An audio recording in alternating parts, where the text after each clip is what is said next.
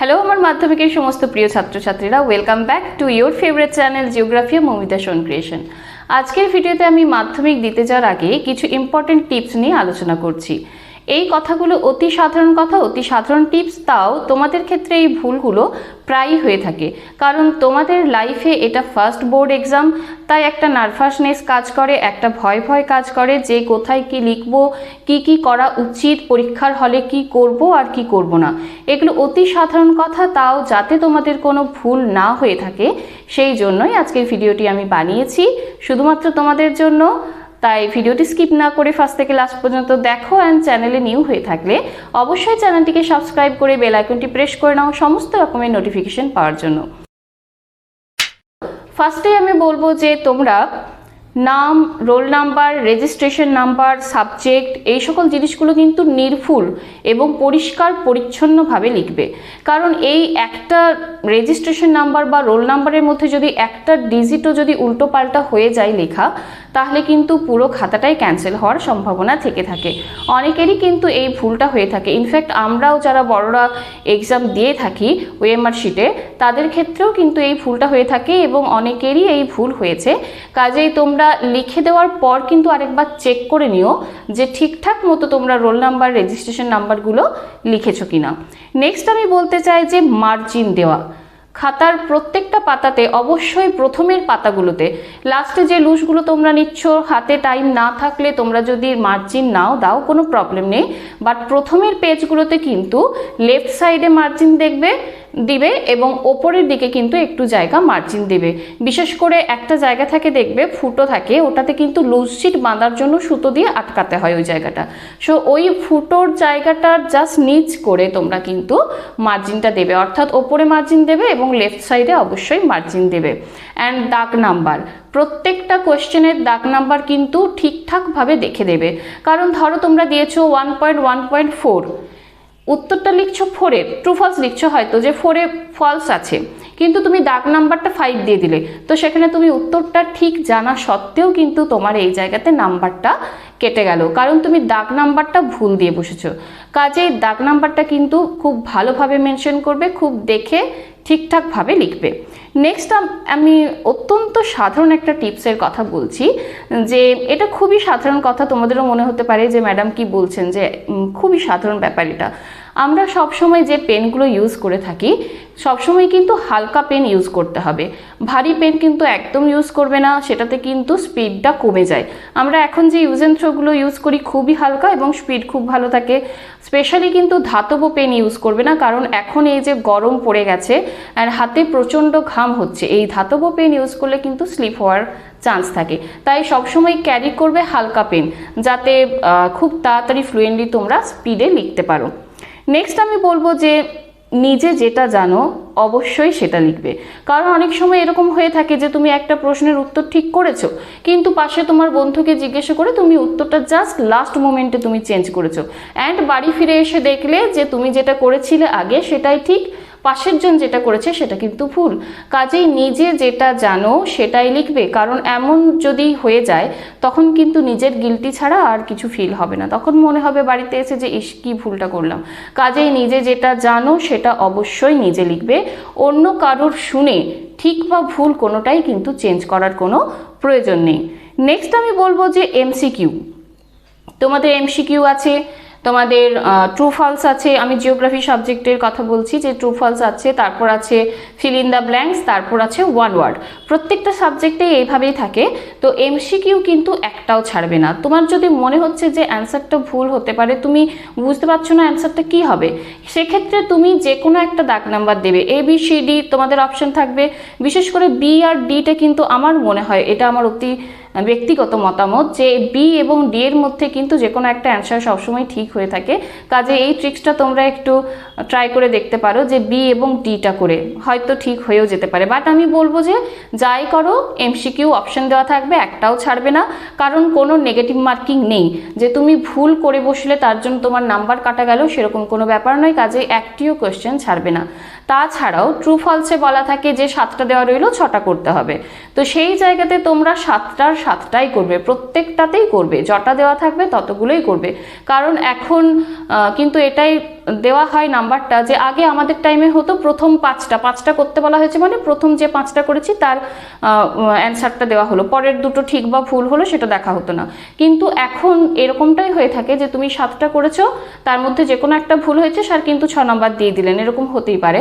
তাই আমি বলবো, এটাও আমার নিজস্ব ব্যক্তিগত মতামত, যে যতগুলো কোয়েশ্চেন আছে শর্ট কোয়েশ্চেন কিন্তু ততগুলোই করে দেবে, একটি কোয়েশ্চেনও কিন্তু ছাড়ার দরকার নেই। নেক্সট আমি বলবো যে যেমনভাবে প্রশ্নপত্রটি করা আছে তেমনভাবে লিখবে, অর্থাৎ ফার্স্টে এমসিকিউ আছে, তারপর ট্রু ফলস, তারপর ফিল ইন দ্য ব্ল্যাঙ্কস, পরে বড় কোশ্চেন আছে, ঠিক সেইভাবেই লিখবে। আগে বড় কোশ্চেন লিখে দিলাম, পরে শর্ট কোশ্চেন করলাম, এটা কিন্তু করবে না। প্রথম দিকে শর্ট কোশ্চেন যেমন আছে তেমন করবে, তারপর বড় কোশ্চেনগুলো শুরু করবে।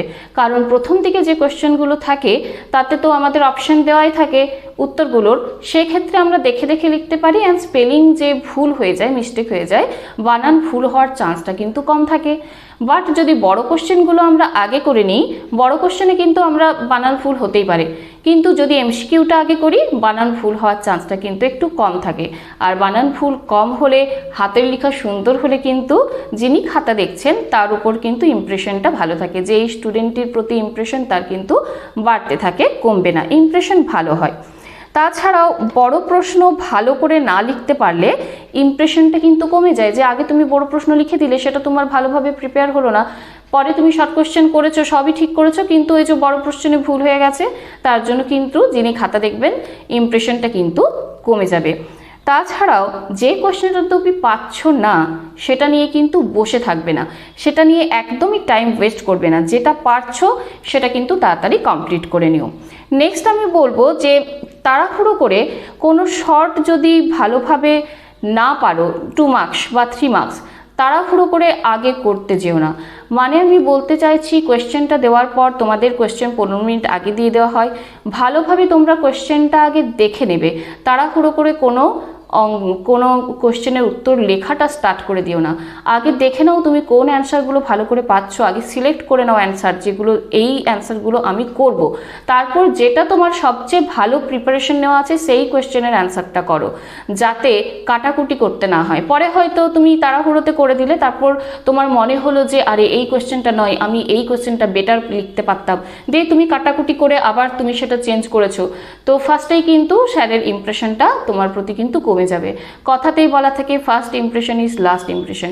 কাজেই আমি বলবো প্রথম 5-6টা পেজে কোনো কাটাকুটি কিন্তু করো না, আস্তে আস্তে সুন্দরভাবে এমসিকিউগুলো আগে কমপ্লিট করে নাও, তারপর বড় কোশ্চেন যেটা তোমার ভালোভাবে প্রিপারেশন নেওয়া আছে সেটা দিয়ে স্টার্ট করো, তাতে স্যারের প্রতি তোমার যে ইমপ্রেশন সেটা কিন্তু বাড়বে। নয়তো স্যারের কাটাকুটিটা দেখে মনে হবে যে আরে এই ছাত্র বা ছাত্রীটি ভালোভাবে প্রিপেয়ার নয়। তারপর আমি বলবো যে ম্যাপ পয়েন্টিংয়ের কথা। জিওগ্রাফিতে যে ম্যাপ পয়েন্টিং আছে সেটা নিয়ে আমি একটু বলবো। ম্যাপ পয়েন্টিংয়ে নর্থ ডাইরেকশন অবশ্যই দেবে, পেন্সিল ইউজ করবে, সেটা আমি প্রত্যেকটা ম্যাপ পয়েন্টিংয়ে বলে থাকি।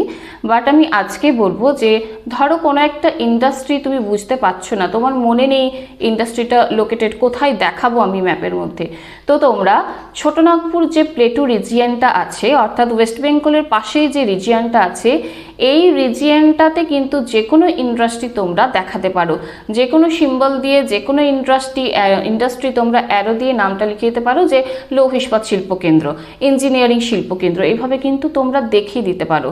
যদি তোমাদের ইন্ডাস্ট্রি কিছু মনে না পড়ছে, এটা কিন্তু একটা অ্যাপ্রোপ্রিয়েট জায়গা, যে ম্যাপ পয়েন্টিংটা তোমার কিন্তু ছাড়া যাবে না, 10-এর মধ্যে 10ই কিন্তু হয়তো পেয়ে যেতেও পারো যদি মনে না থাকে, তাই এটা করে থেকো। এই ট্রিক্সটা অনেক সময় কিন্তু কাজে লেগে থাকে। নেক্সট আমি বলবো যে তোমরা একদম লাস্টে পরীক্ষা দেওয়ার পর তোমাদের অ্যাডমিট এবং রেজিস্ট্রেশন নাম্বারটা কিন্তু অবশ্যই সঙ্গে করে নিয়ে আসবে। কেউ ভুলে হারিয়ে ফেলো না, কেউ ফেলে দিয়ে চলে এসো না, কারণ এই অ্যাডমিট কার্ডটি এখন তো পরীক্ষাতে কাজে লাগছে, এই অ্যাডমিট ছাড়া তোমরা পরীক্ষায় বসতে পারবে না, কিন্তু পরবর্তী লাইফেও, পরবর্তী সময়েও কিন্তু যে কোনো অ্যাডমিশনে বলো, যে কোনো এজ প্রুফ বলো, বা যে কোনো পরীক্ষার ফর্ম ফিল আপে কিন্তু এই অ্যাডমিটটি কিন্তু মাস্ট দরকার থাকেই। মাধ্যমিকের অ্যাডমিটটি অবশ্যই দরকার। কাজেই কেউ এরকমও করো না যে অ্যাডমিটের ওপরে বোতলটাকে নামিয়ে দিলে জল পড়ে গেল, বাট এই কাজটাও করবে না। অ্যান্ড অ্যাডমিটটা পরীক্ষা দিয়ে ফেরার পথে কিন্তু অ্যাডমিট রেজিস্ট্রেশন কিন্তু অবশ্যই তোমরা নিয়ে আসবে। সো এই ছিল অতি সাধারণ কিছু টিপস, অতি সাধারণ কিছু কথা যেটা আমি তোমাদের সাথে শেয়ার করলাম। আশা করছি ভিডিওটা দেখলে তোমরা অনেকেই উপকৃত হবে। অনেকের মনে অনেক রকম কনফিউশন থাকে পরীক্ষা দিতে যাওয়ার আগে, আশা করছি যে সেই কনফিউশন আমি দূর করতে পেরেছি। তাই যদি ভালো লেগেছে এবং উপকৃত হচ্ছে বলে মনে হয় তোমাদের, তাই ভিডিওটিতে অনেক লাইক করো, অনেক কমেন্ট করো অ্যান্ড প্রচুর প্রচুর শেয়ার করে, বন্ধুদের সাথে শেয়ার করে ভিডিওটিকে সবার কাছে পৌঁছে দাও, যাতে সবারই এই উপকারটি হয়ে থাকে, সবাই এই বিষয়গুলো সম্বন্ধে জানতে পারে। দেখা হচ্ছে তোমাদের সাথে আমার নেক্সট ভিডিওতে। তার আগে আমি অবশ্যই বলবো যে আমার সমস্ত মাধ্যমিক শিক্ষার্থীদের, মাধ্যমিক পরীক্ষার্থীদের আমার তরফ থেকে, জিওগ্রাফিয়ার তরফ থেকে, জিওগ্রাফিয়া ফ্যামিলির তরফ থেকে অনেক অনেক শুভেচ্ছা রইল। আশা করছি তোমাদের সবার পরীক্ষা, প্রত্যেকটা এক্সাম ভালো হোক, জিওগ্রাফি এক্সামও ভালো হোক। জিওগ্রাফির সমস্ত এবিটি এর কোশ্চেন আমি কমপ্লিট করিয়েছি, তোমাদের প্রত্যেকটা ম্যাপ পেন্টিং পেজের করিয়েছি। তাই আশা করছি জিওগ্রাফি পরীক্ষাটিও তোমাদের অন্যান্য সাবজেক্টের মতোই ভালো হবে। তোমরা আমাকে অবশ্যই কমেন্টে জানিও, অনেকেই তো আমাকে কমেন্ট করো, সবার নামের সাথেও আমি পরিচিত হয়ে গেছি। কাজেই তোমরা পরীক্ষার পর আমাকে জানিও তোমাদের পরীক্ষা কেমন হলো, জিওগ্রাফি পরীক্ষা কেমন হলো, ম্যাপ পেন্টিং তোমরা কেমন পারলে, আমি কেমন শেখাতে পারলাম তোমাদের। সো দেখা হচ্ছে তোমাদের সাথে নেক্সট ভিডিওতে। Till then take care yourself, stay safe, all the best. See you soon. Bye bye.